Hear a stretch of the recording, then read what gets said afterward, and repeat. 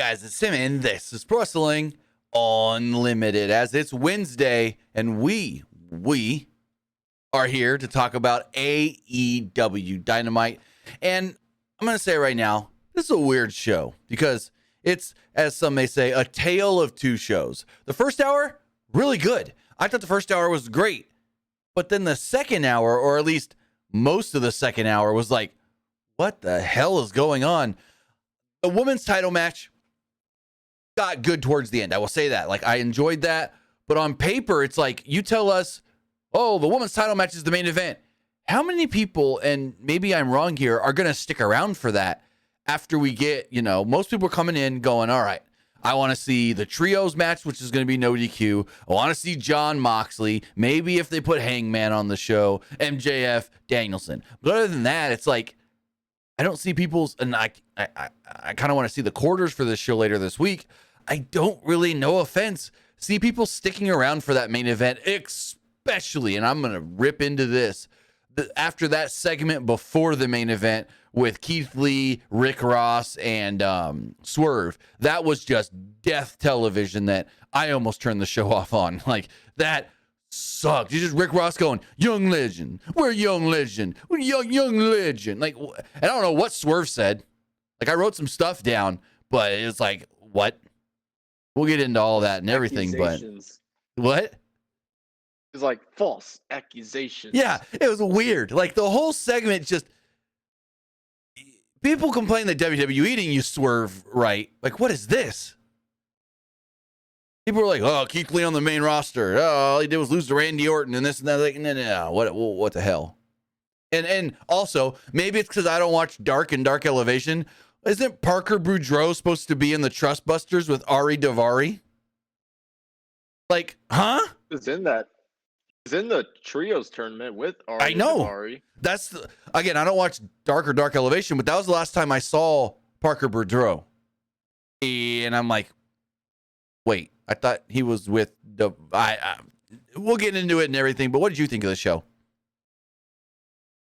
I thought the first part of the show was good. Like, I enjoyed the trios match. I thought that was good. Oh, I thought that was probably the best one of the series so far. Yeah, but like towards the end, I was like, what the heck is going on? It felt like more promos than anything. Mm-hmm. Like random stuff. Felt like they're just trying to like put stuff together for the show. Right. And it's like, now we'll get into it a little bit later. The end of the show was kind of weird because Saraya came out to make the save. I get it. She's fighting Britt Baker on the 11th in Los Angeles. But now, are they supposed to make us think that either Toni Storm or Sheeta is going to be her tag partner? After everyone's like, oh, it's going to be somebody new. It's going to be something. Like, we never knew that. That's just people assumed. But now, her coming to the aid of Sheeta and Toni Storm, is it just going to be Jamie Hayter and Britt Baker against Saraya and Toni Storm? I mean, we'll talk about it more when we get to it, but go for it. Yeah, we can talk about it later. Oh, no, you were about to say something. Go for it so you don't lose your thought. So, the possibility, there's still a lot of time, and maybe they could do like a segment where like Britt and Jamie Hayter like injure Toni for like storyline purposes, so they way of bringing in someone new.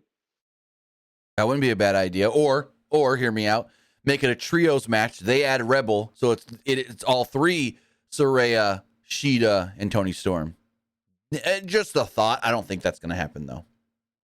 When was the last time Rebel worked a match? That's a good question. I'm gonna look that up really fast. Hold on one second. Rebel cage match. Her last match was she defeated Vicky Dreamboat on an August 21st edition of Dark. Seems like she worked 3 matches in all of 2022. All on Dark or Dark Elevation. She won 2 and then lost 1 to Anna Jay in 56 seconds. So, yeah. She doesn't work much.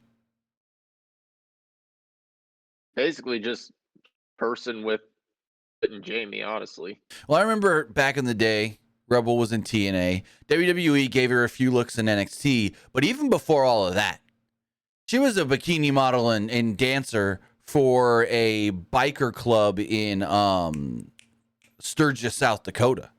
Whenever they would do their big Sturgis Bike Week, I can't remember the name of the club anymore, the bar. It's the biggest one they've got out there. It had its own TV show. She appeared on the TV show a couple times, but she was a dancer, a waitress, and a bartender for this bar for like 2 weeks out of the year for like 5-6 years, because I'd always see her on every season of this show. Now I can't remember what the show is called.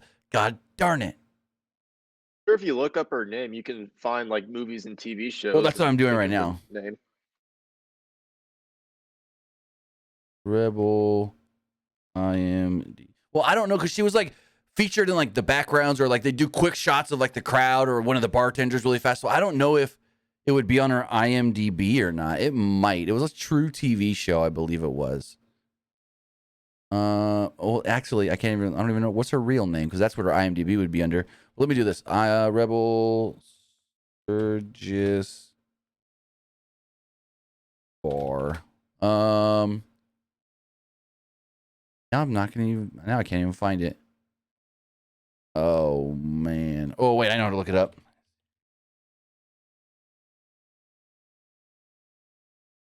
It was the Full Throttle Saloon in Sturgis, South Dakota. That's where it was. She would come in when they would bring, they'd only be open for like 2 weeks a month when they do Sturgis Bike Week.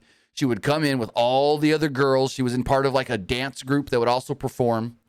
And yeah, that's the first time I ever saw Rebel. And then I saw her in TNA and I go, wait, I've seen her before somewhere. And then I rewatched the show a couple of years ago. I was like, yep, that's her right there.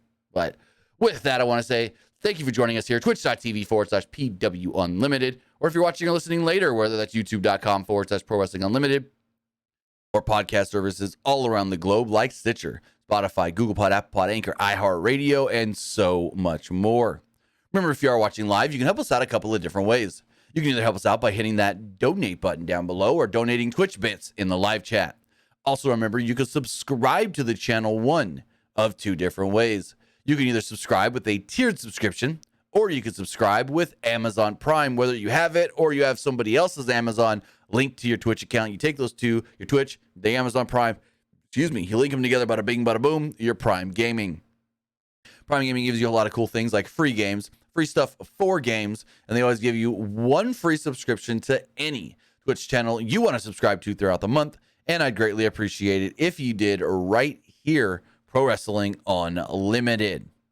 Also, remember, if you're watching on YouTube, you can help us out over there by becoming a channel member by hitting that join button. Become a channel member, you get early access to news, early access podcast episodes, early access non-news videos, and so much more. Plus, you can get all of that at patreon.com/PW Unlimited. And don't forget to head over to the Epic Game Store.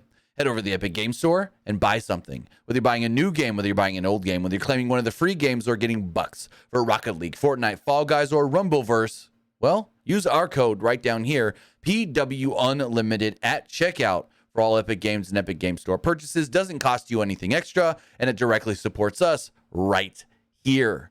Also, say you're getting the Game of the Year, Elden Ring. Use the code. Use the code. Getting into that new season of Fortnite, use the code PWU NLIMITED at checkout. But as far as Dynamite does go, Dynamite started off with Ricky Starks. Well, actually, AEW opened with Excalibur welcoming us to Dynamite. He, Tony Schiavone, and Taz ran down the card as Ricky Starks made his way out to the ring. And I said it on Twitter, and I'm going to say it again. What the heck, Ricky Starks? Usually a pretty good promo. But half of his promo here just sounds like one of those weird guys on YouTube that thinks that he's got to over-enunciate everything because they think they're The Rock, and that's how you cut a promo. And you can't just talk. Come on, Ricky. He's like, I'm Ricky Starks. I'm like, we know who you are. Justin Roberts told us. Excalibur told us. We just know you fought MJF last. It was a little infuriating, a little dumb, a little like, come on, guy. Just talk number one. Once Jericho got out there and they started going back to back or back and forth or whatever, he got fine. It was okay. But this first part was just, it was just a little much. I will say that for sure. But Stark says that he wishes he would have won the title last week and he wishes he would have been here as the champion, but he lost due to MJF cheating. He says if he has to work he will work his way back to the top and will one day be the champion, and he'll knock down every door he has to get to the world title. Then Judas would hit, and out would come Chris Jericho, Sammy Guevara, and Daniel Garcia, and the crowd starts chanting, "Sammy sucks."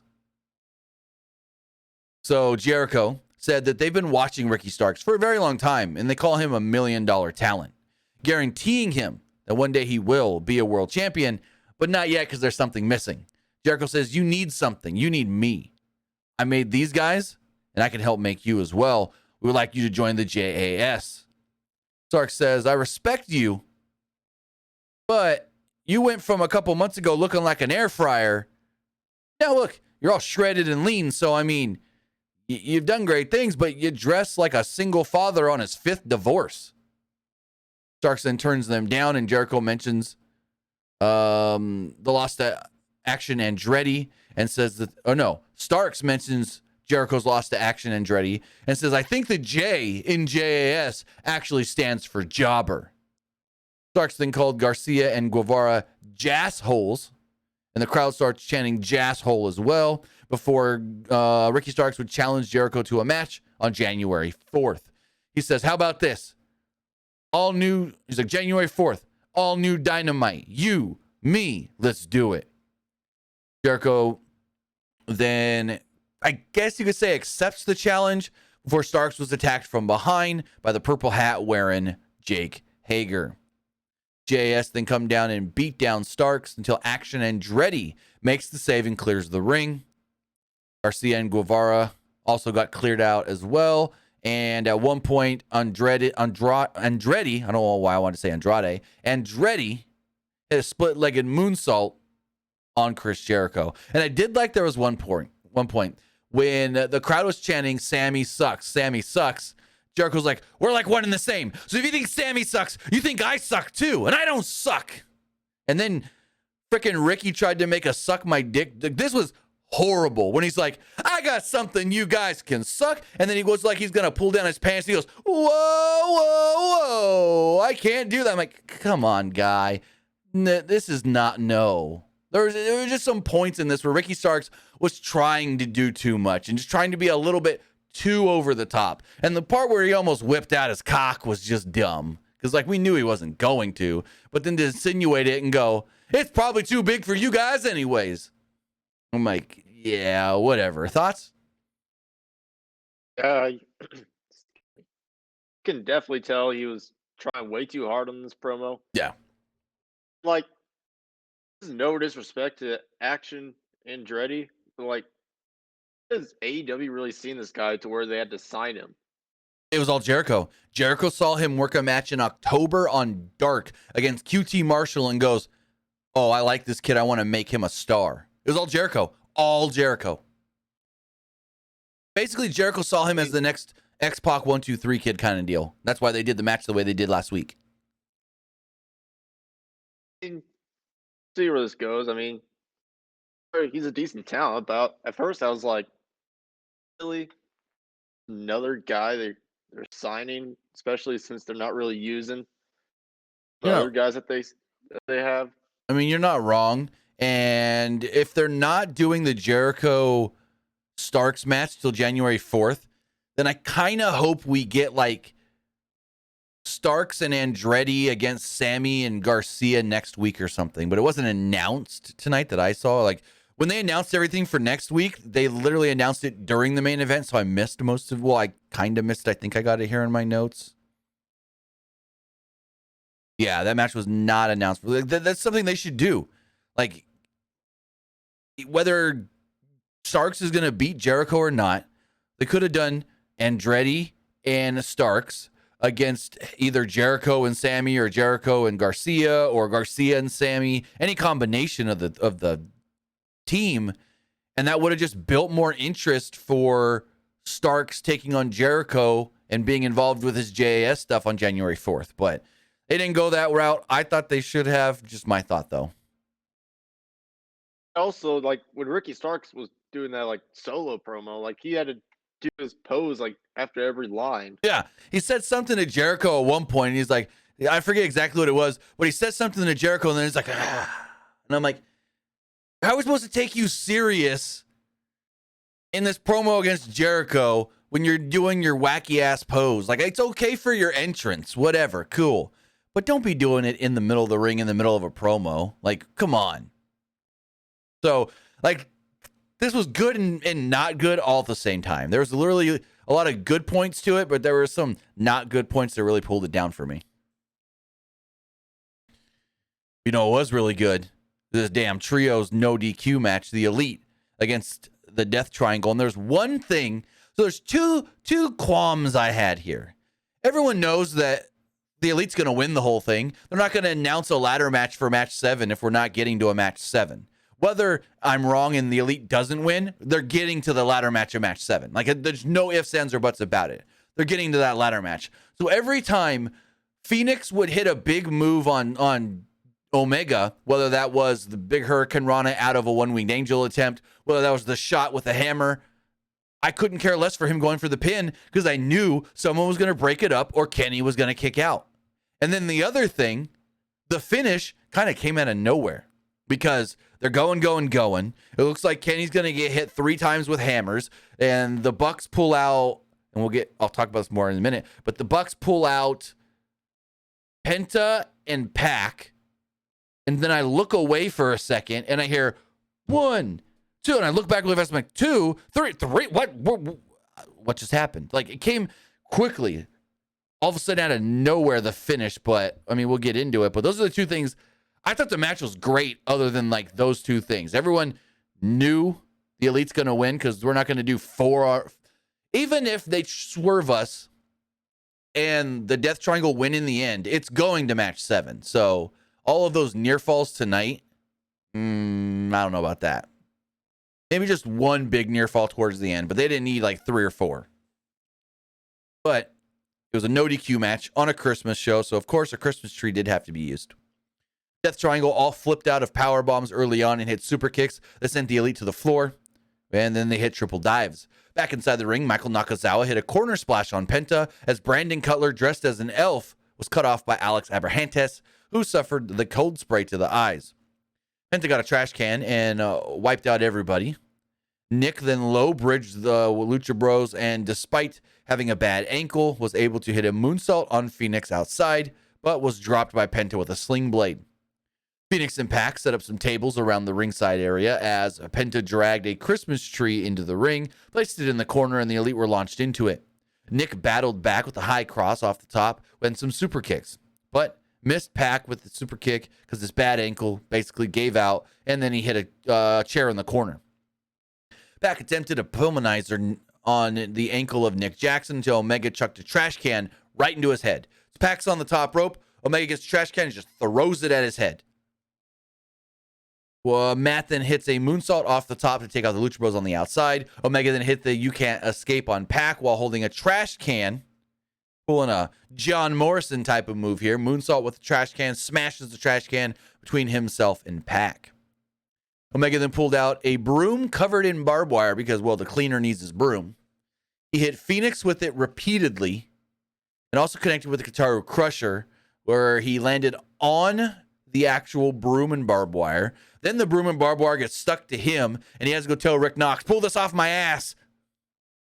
Pac and Penta then were placed on tables as Matt and Nick hit top rope elbow drops and sentons respectively. Omega then dropped Phoenix with a Tiger Driver 98. This is the barbed wire spot that the barbed wire stuck to his butt, and he got a 2 off of the pin here.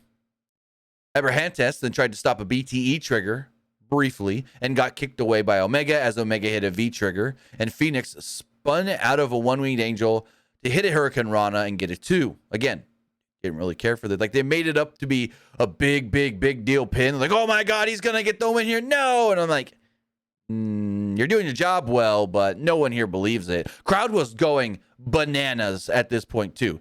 For the most part, this was a damn good crowd. Phoenix got the hammer at one point and leveled Omega with it. Got another 2 count. Like, Omega literally kicked out of a hammer shot. Not pin was broken up.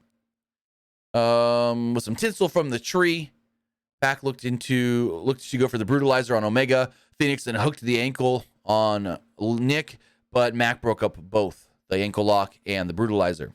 Death Triangle then had 3 hammers, and I already talked about this part. They were going to hit Omega with all 3 hammers, but they were pulled out of the ring. Penta and Pac were pulled out of the ring by the Young Bucks as Nick and Matt hit a Meltzer driver off the top on Phoenix and then just picked up the victory, like out of nowhere. I saw him pull him out of the ring, as I stated earlier, looked away for not even a minute, and all of a sudden I hear Rick Knox counting the 1, 2, look back over 3. I'm like, it's over? I had to rewind it. Good thing the freaking TBS app lets you rewind. I had to rewind it to see that they actually hit that Meltzer driver. Any thoughts on the match? Definitely a good match. It was a good match. I was honestly surprised it wasn't the main event. Same. It's like everything else that they had announced for the show, like you would think that the trios match is the main event. Mm-hmm. But no, it wasn't. Right. Because they, like you said, with everything else announced. So they didn't have anything, at least in my opinion, either better or on the level of what that match would have and could have and eventually ended up being. So, I mean, I get it. You put the title match in the main event, but is that what's really going to keep the fans for 2 hours? Well, hour and a half, because this match, the entrances started at 35 after the second hour, so I don't know. Then, after the match, Penta just goes all kinds of fucking crazy and starts attacking Nick Jackson. He's bleeding because he gets hit with the hammer. Pac then runs over and starts like ripping at his forehead with the claw of the hammer. Phoenix pulls them both off. Phoenix has literally got Penta like this, holding them back because he wants to go kill Nick Jackson. The Elite are sitting in the corner all like, ah! Fucking Brandon Cutler, the Elf's trying to check on him. Okay, so they're going to be weakened before next week's match.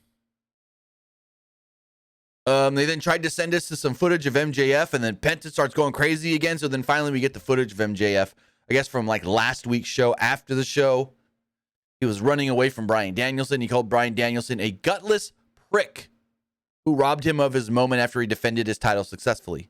He said everybody wants to eat off MJF's plate. So when it comes to his reign of terror, Bryan Danielson will eat less than he deserves and more. Or more, eat less than he desires and more than he deserves. Good little promo here, but we saw it on social media already. Tony Schiavone then, go for it. Could be wrong, and I know this is like long away. Maybe they're building this up towards maybe Revolution. I know it's not till like March 5th, but I think it comes sooner. And we see this all the time, title matches on Dynamite and stuff. So I think it comes sooner, but unless we do like, I don't want to say it, but multiple matches. you gotta think though. Remember last year, like CM Punk and MJF storyline were in like November and went to like March. You're not wrong there. So Schiavone was in. Unless they go for it. Unless they do like a first match, right? And like MJF like wins dirty, but then they go on to another match at Revolution. I mean, you could do that, but there's already a precedence of MJF can win dirty and it doesn't matter as far as like no authority figure is going to stop him. He won dirty last week and nothing happened about it. So Tony Schiavone interviewed Action Andretti. He said that his life has changed since the big upset last week. Andretti said that he had Ricky Starks back against the JAS when Angela Parker and Matt Menard would interrupt. They said, "You're on fire," literally, and they threw a fireball in his face. Cool. Whatever. I didn't really thought the fireball part was It's a Jericho thing. weird. It's just a Jericho thing. Renee Paquette was in the ring to interview Bryan Danielson. Renee asked, "What's going on with the Blackpool Combat Club? You know, William Regal's gone. What now?" Danielson said that he doesn't expect the BCC to understand, as Danielson said that despite being trained by Rudy Boy Gonzalez and Shawn Michaels right here in San Antonio, William Regal was the one that helped make his career better. He said that the BCC might not understand, but when Regal was in the hospital, Danielson, he cried, thinking they may never see Regal again. He said there's consequences to people's actions, and MJF is going to pay for those actions. He would then call out MJF, and out would come Ethan Page and Stokely Hathaway. Not much here, really. They just kind of like kept trash talking. And Danielson made a bald joke about Stokely. Ethan then called him the vegetable man, and then goes, I didn't call you vegetable man because you're vegan, because I'm going to beat you till you're a vegetable. And then basically they set up for next week Page versus Danielson. Not much to this, really, other than Page being like Ricky Starks, trying to overdo the promo. I thought the vegetable part was kind of weird because, like, Bryan Danielson said before, he's like, "Oh, you want to beat me till I turn into a vegetable?" I was like, Yeah. It was whatever. I didn't really care for any of that. Me neither. It was basically just building towards that match for next week. Right. That's all it really was. There's a graphic show. Also, they said at the top of the show, we will hear from MJF. So all it was the promo that we saw on social media last week? Or did I miss a whole segment with MJF tonight? What did you think of that? I think it was just a little promo, right? It was just that little promo. Because they said, we will hear later on tonight from MJF, the world champion. And then all we got was that little promo that we've already seen. So that was weird. A graphic was shown for the Three Kings. This is a fucking mouthful. The Three Kings Christmas $300,000 bounty trios battle royal. I don't even know if I wrote it right. Hold on. I got the graphic. It is called the... Oh, I opened the wrong thing. It is called the... Where is it?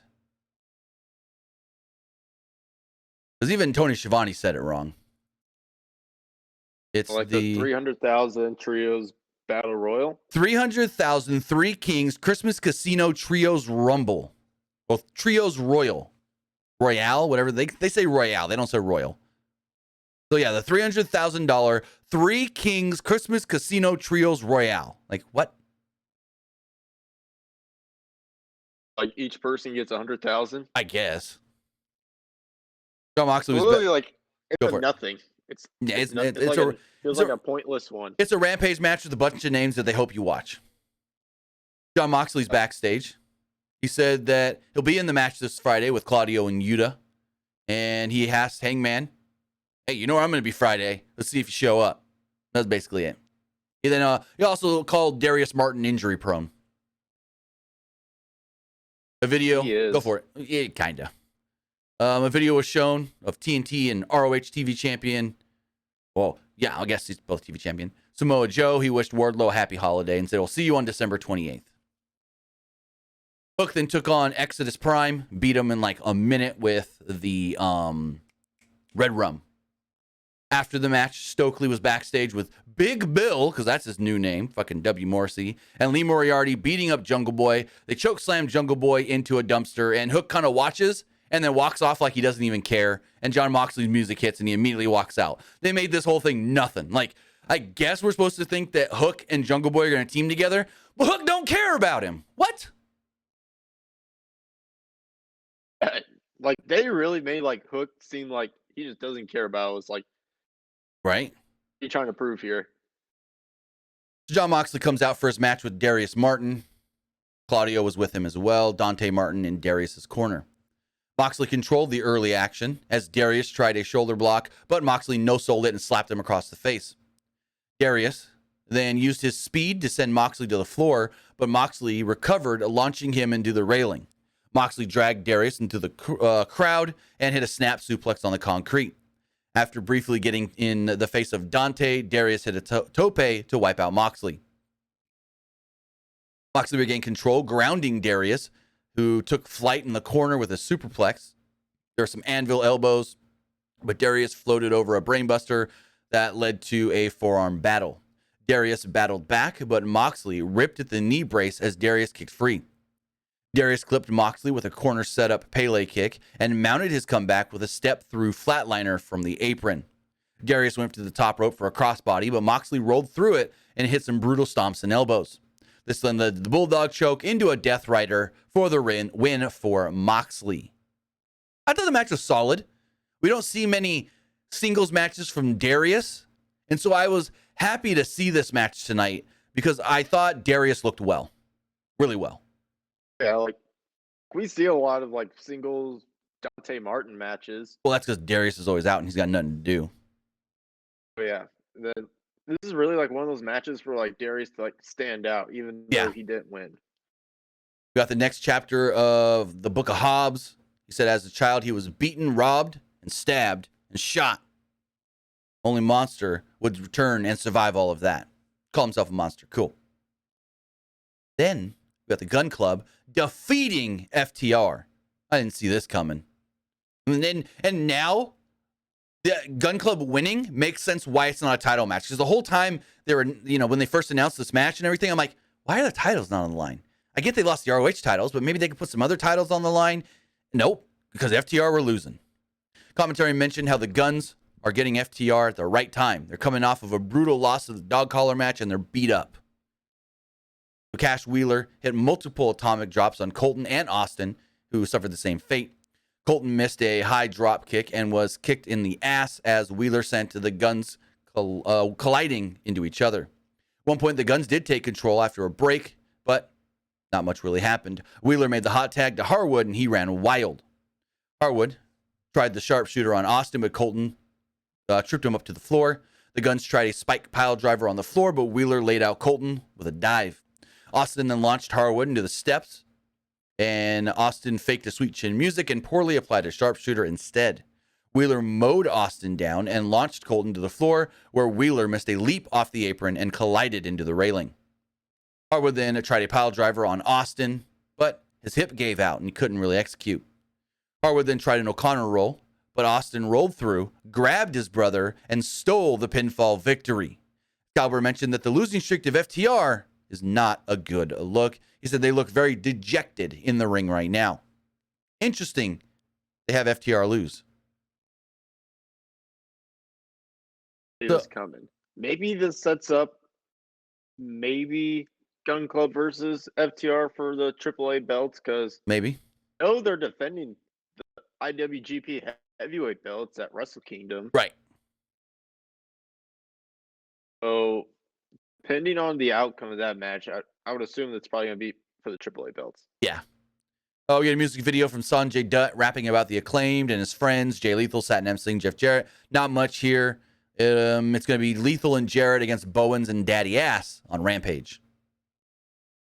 Then we got this Rick Ross thing, where this was just weird, and there's not much for me to say other than Rick Ross kept going, where's the young legend? Where's the young legend? And then Swerve finally comes out and goes, oh, we're on Keith Lee time. I didn't know it's time to do this. You might want to watch your back.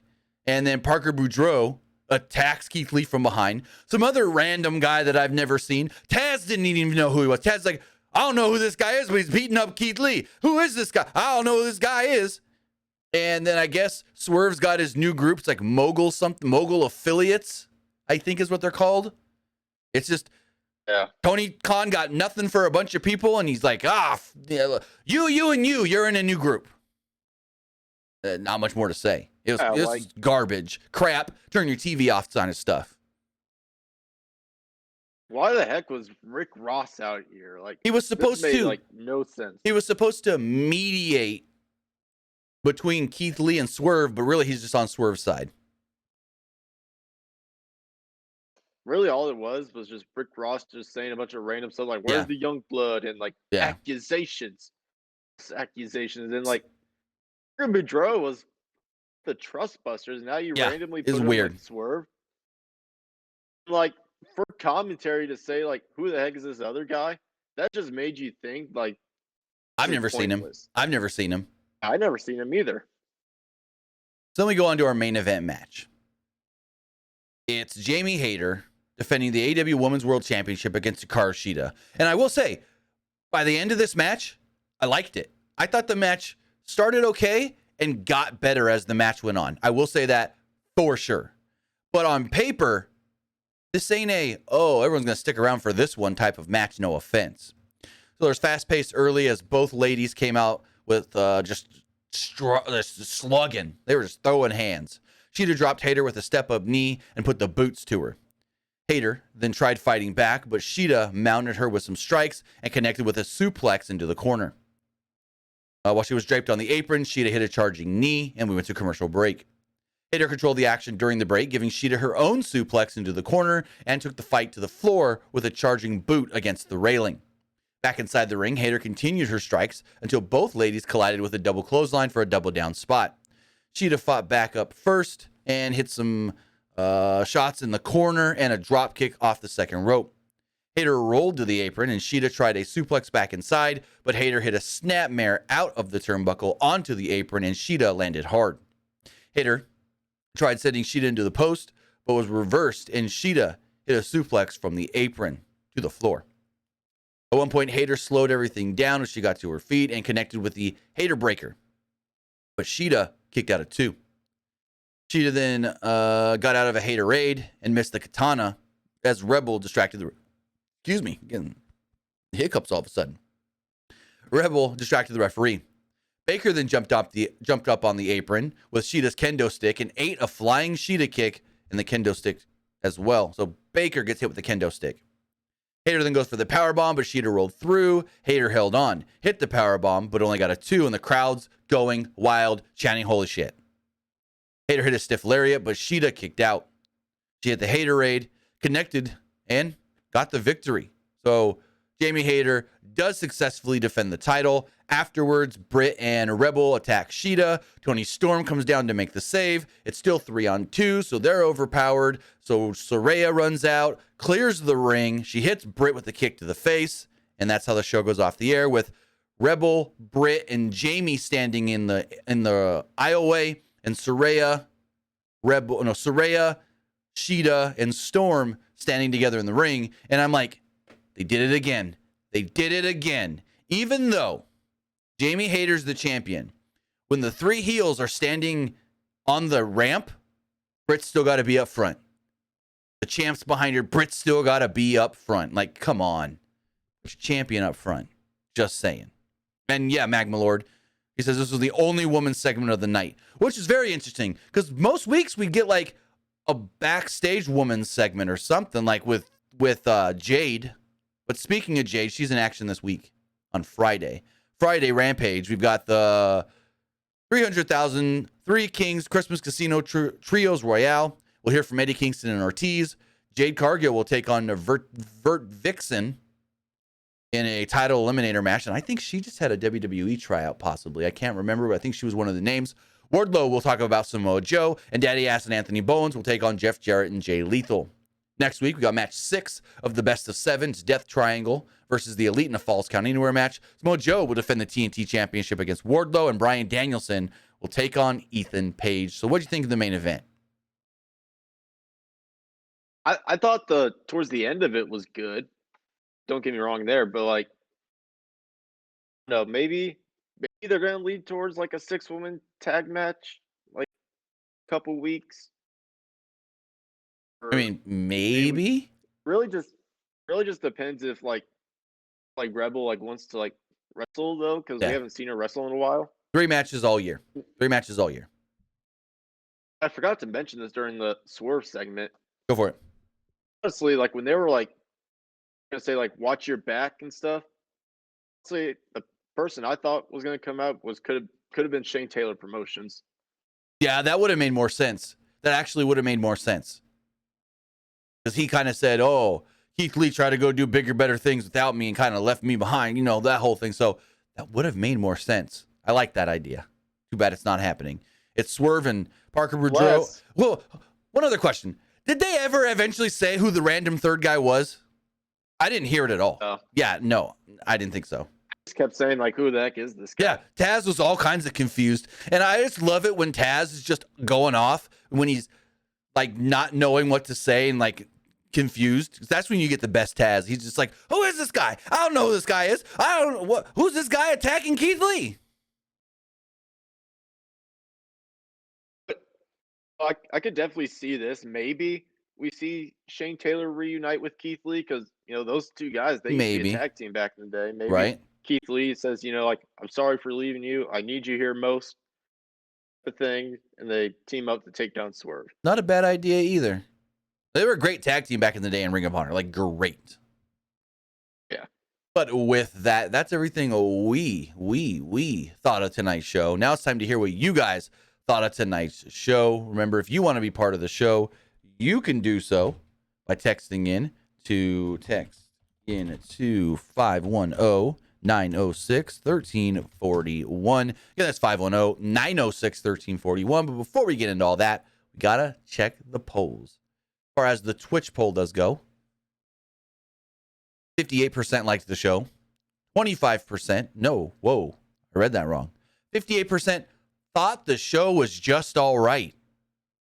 25% liked it, and 17% didn't like Dynamite. As far as the Twitter poll does go, 43% liked it. Well, 43.8. 37.5% didn't like the show, and 18.8% thought it was just all right. Yeah. These polls are going the way I thought, more mixed than I would have expected. As far as the YouTube poll does go, 65% liked it, 19% thought it was just all right, and 15% didn't like the show. This person says 8 out of 10 for me. This person says Keith Lee, Miro, and FTR need to return to WWE under Triple H. And this person says the Rick Ross segment was mid. Worst segment of the year. Maybe. I don't know if I would go that far. We've seen some bad stuff, but maybe. As far as the text messages do go, this person here says, who do you think eventually someone from AEW okay, I skip because there's no sentence structure there. It's all written kinds of weird. I can't understand the crap out of that question. This person says, so Tony Khan said in an interview that Dynamite and Rampage will be getting new looks starting with the first Dynamite of 2023 in Seattle. Do you have any idea on how potentially he is talking? Is TK completely changing the look of both shows? So we don't know exactly, but AEW just recently hired one of WWE's top production guys. As far as in 2020 and 2021, they thought this was going to be the guy to take over for Kevin Dunn. And then he left WWE to go work for Pat McAfee. Then he went and worked for, I want to say, DAZN, and now he's working for Impact. He's going to be basically their Kevin Dunn, head of production, director of the show, and they already said he's going to make changes to the look of the show. We don't know exactly what that means, whether that's the way the show is filmed, whether that is camera angles, whether that is a brand new set. We don't know, but it's been 3 years, so they are due for a revamp of the look and the set and everything. Who was that? I producer though. Don't remember his name off the top of my head. Hold on. It wasn't Pat Buck, was it? No. This guy's not like a match producer. Like not a guy that helps produce the matches like a Pat Buck or a Jason Jordan or whatever. No, this guy was like almost fourth in command. It's like Vince, Kevin Dunn are in charge of the shows, Bruce, and then this guy. Like they thought if Kevin Dunn was ever fired or retired, he would take over for Kevin Dunn. Like that's the spot he was in. His name is Michael Mansury. So yeah, he's big on production as far as like the feel of the show, the look of the show, the way a show is filmed, all of that. And the rumor is that he's going to make some changes. And we're kind of due for some changes anyway. So. I do think so, yeah. And the last text message here just state, who's the heel between Paige and John? What? Paige and John? You mean Hangman Page and John Moxley? I think that's what they mean. Paige and John. And who's Rick Ross? Rick Ross is a rapper. I don't follow rap, so I only know that he's been on the show before doing stuff with Swerve and Keith. I just know that he's a rapper and a music producer. Other than that, couldn't tell you anything he did, worked on music-wise. So, as far as who's the heel and who's the babyface between Adam Page and John Moxley, I don't think there is one. I think they're just both guys in the match. You don't always need a heel and a babyface, especially when it's organic like this. I mean, if one was more heel than the other, if you had to pick, I'd say Moxley's the heel. Because Moxley injured Page and doesn't care that he hurt Paige. He's like, you're weak and fragile, and I mowed you over with the clothesline. I didn't even hit you that hard. So, yeah. But with that, that's going to wrap everything up. I want to say thank you for joining us here, twitch.tv/PW Unlimited. Thank you for watching or listening later as well, youtube.com/Pro Wrestling Unlimited, or podcast services all around the globe like Stitcher, Spotify, Google Pod, Apple Pod, Anchor, iHeartRadio, and so much more. We'll be back Friday morning for the wrestling wrap-up, then Friday evening for Friday Night SmackDown. With that, guys, have a great rest of your Wednesday. Have a great rest of your week, and we'll see you next time. Have a good one, guys.